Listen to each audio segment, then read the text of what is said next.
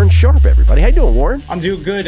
Just digging into the upcoming week, looking back at where we have come from, both last week as well as earlier on in the season. So I've got some interesting things we can chat about here. You sure do. Warren, could you explain to us what we're looking at here? Yeah, so this is strength of schedule, and it's looking at the logos, and the teams are sorted top to bottom based upon the easiest schedule to the hardest schedule for the rest of the season. So from week 7 onward, the easiest schedule, the New England Patriots. Second easiest, the Cleveland Browns. Third easiest, New York Jets. The hardest schedules to the end of the season are going to be the Minnesota Vikings have the hardest, the New York Giants have the second hardest, and the Philadelphia Eagles the third hardest. So those teams are at the bottom.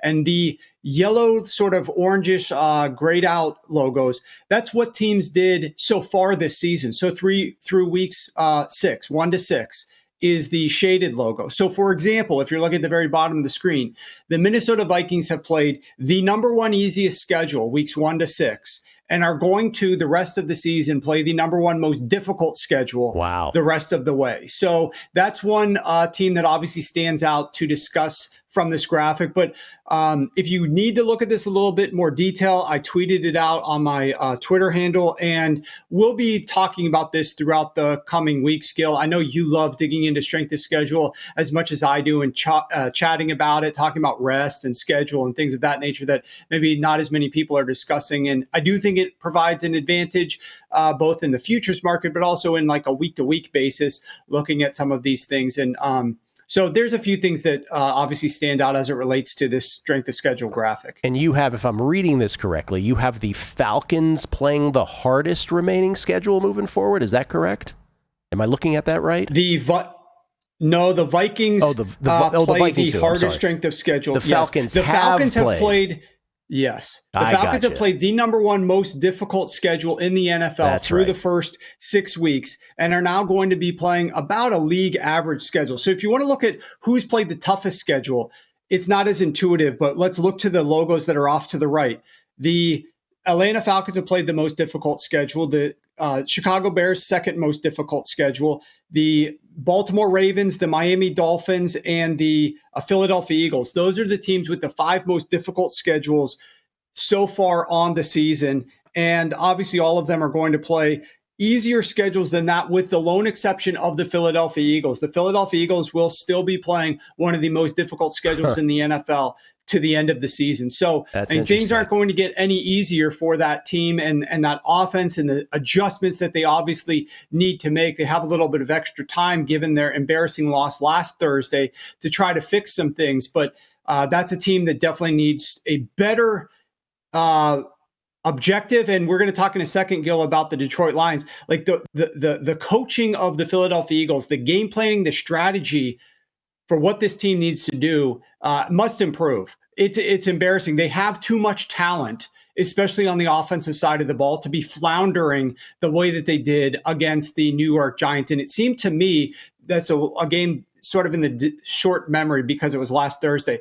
They were pinballing back and forth between, we're going to try to run the ball, now we're going to try to pass the ball, based on a series-to-series basis. It was like 3 straight passes, or they'd come out and run it twice and then pass it on third down. They didn't really have an exact objective and plan to attack the weaknesses of the New York Giants defense. And that's obviously fundamental to how you come into games, is game plan for the weaknesses of your opponents and then try to attack that. And if it's not working, then you pivot. But they just did not really seem like they had a clear-cut objective. And the term that not only you have used for this, but others have used is the assumption of rational coaching. Is that right, when we're approaching these games from a handicapping perspective?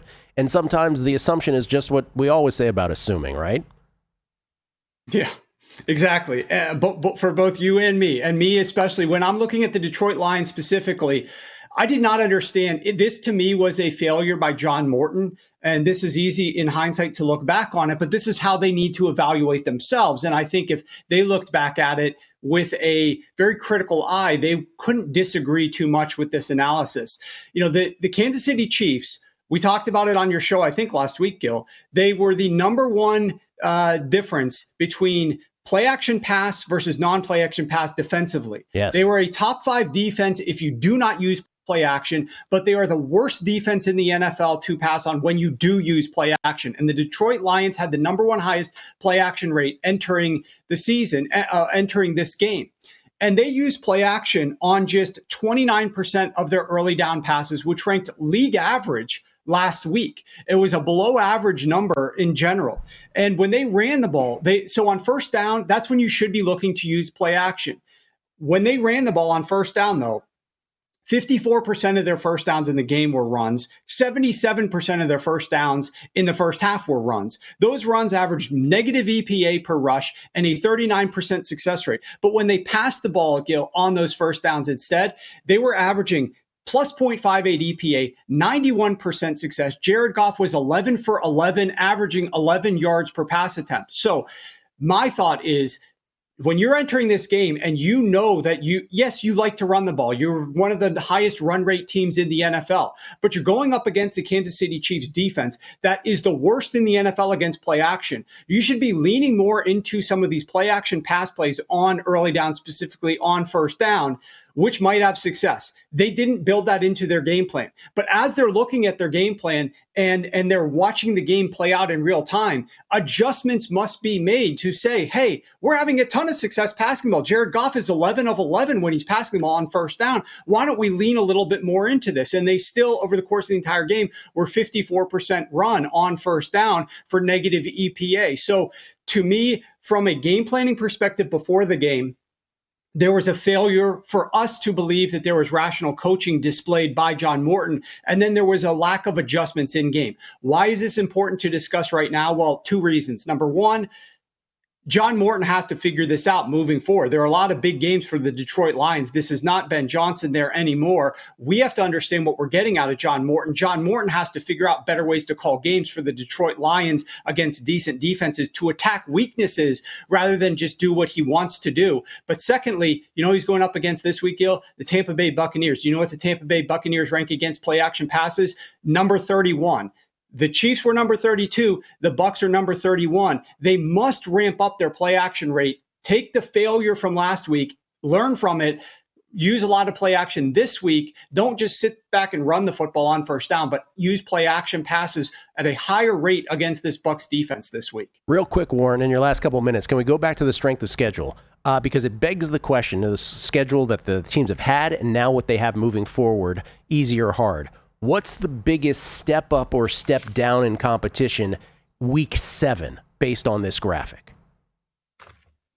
Well, week 7, I've isolated it based on offense and defense specifically, but the defenses that certain offenses are going to play, the Pittsburgh Steelers have a massive step down in class from a defensive perspective in week 7. The Tennessee Titans, actually from a passing perspective, although check the weather there, have a massive step down. I was surprised to see how bad the New England Patriots pass defense has been so far this season. From a run defense, it's going to be the Pittsburgh Steelers, though. On Thursday night against the Cincinnati Bengals, massive opportunity for Jaylen Warren and the rest of their backs to have a lot of success. The Steelers have played the 8th toughest schedule of run defenses so far on the year, Gil. Now they're going up against the 5th worst run defense this week. In terms of a step up, the Dallas Cowboys have a massive step up. The Washington Commanders run defense, though it didn't look that way on Thursday against DeAndre Swift, have one of the better run defenses in the league. And the Dallas Cowboys have gotten by playing the 19th toughest schedule of run defenses. So a much easier than average schedule there. So there are a few of these that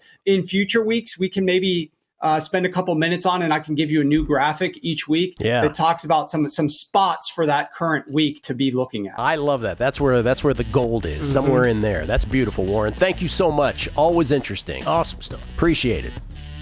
Thanks, guys. Warren Sharp, everybody, at Sharp Football once again, and that's a fascinating little graphic. Again, you find it on his Twitter, because I know ours was very small, at Sharp Football. Thanks for watching, but don't let the betting insights end here. If you want an extra edge this football season, you can get a month of VSiN Pro right now absolutely free. That means access to our betting insights, analysis, and tools like our betting splits at zero cost to you. Click the link in the description to sign up.